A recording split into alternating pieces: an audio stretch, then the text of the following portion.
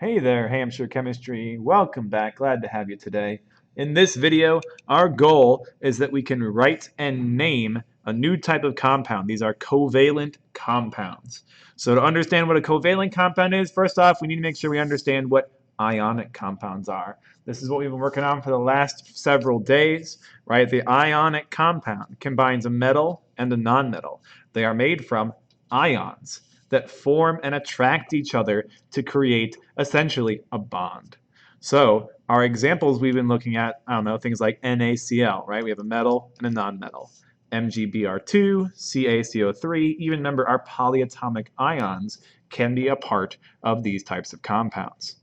What comes differently with our covalent compounds, though, is we actually don't involve a metal in these types. And these are compounds that contain two or more nonmetals combined together. And instead of forming ions where they're taking each other's electrons, in covalent compounds we have electrons that are shared between them. Coming up, we're going to be learning how we model and understand how these guys are coming together. But right now, we want to make sure we know that there are no ions in these. That means no pluses, no negatives. Makes things a whole lot easier, trust me. So we've got some different examples here. You can see like sulfur and oxygen. These are both nonmetals. You've probably seen this formula before. But the way we would go about naming these is this is sulfur dioxide, carbon dioxide. This is dicarbon hexahydride. Now, you might be hearing some additions and adding to those guys, like the the hexa. These are all prefixes. These are based off Greek languages, and you can see that they represent the numbers 1 through 10. You're going to want to make sure you have these prefixes down because it is super important for how we understand these. Some of these you probably know, like mono and monorail. Tri, like your triangles. A pentagon has 5 sides, an octagon has 8 sides, and so on. Okay? So we're going to use these to help us and when we write these types of covalent compounds. So here's a couple of the quick examples. You can see here I've got the formula disulfur tetraiodide. So using my prefixes here, I can see, of course, I have sulfur, and then I have iodide. So I'm going to have Si as the basis of my formula. These two are bonded together because their electrons are being shared. But then I've got disulfur, it tells me. Di is our prefix 2, so I'm going to put the 2 subscript on the iodine. On the sulfur. For our iodine, it has tetra. So tetra is going to be 4.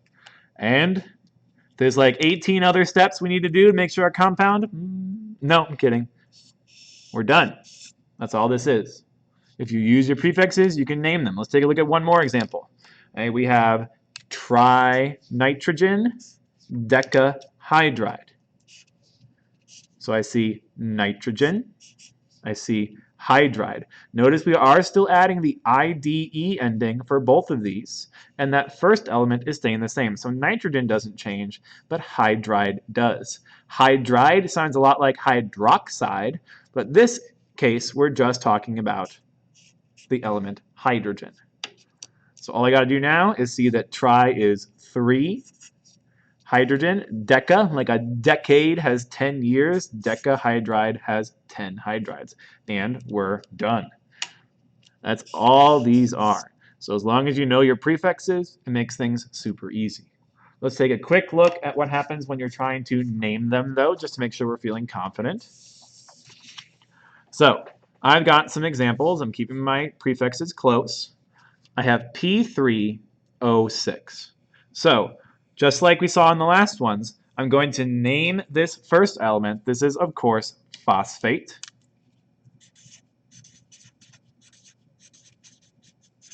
And then this is, of course, oxygen afterwards, but just like we would in a compound, ionic compound with it at the end, I'm going to change oxygen to oxide.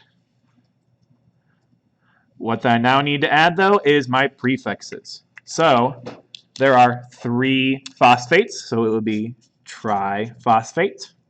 There are 6 oxides, so I would call this hexaoxide. I didn't leave much space, but it squeezes in there. So we have Triphosphate hexaoxide is our formula. Easy peasy. Let's do another. We have B5Cl. So I've got boron. Chlorine becomes chloride. And let's just add our prefixes. 5 is penta. So I have pentaboron. 1 is mono. So I'm going to have monochloride. Easy peasy, right? Let's do our final example here, and we're going to kind of include one last rule, because you've probably already seen this formula before, CO2. We, of course, have carbon as our starting element, and oxygen becomes oxide. So your first guess might be to toss that mono in front if you're following our rules. However, if you remember, think back to some of that background knowledge, you probably know that this is carbon dioxide. We don't say it as monocarbon dioxide. So what this means is we do not place any monos on that first element. So if you have a single element in the front like this, you will not use any monos. So let's add that on here. So no mono prefix on the first element. As long as you remember that rule, and we can make sure that we add the dioxide for the 2 oxygens attached here, then you're good to go. So we've covered all the different types of compounds. That's really all there is. Okay. If you have any questions, you're of course welcome to come and ask me, but hopefully after this video we can take a look at our worksheets and make sure we're understanding how we can write and name our covalent compounds. Thank you guys so much, and I'll see you again soon.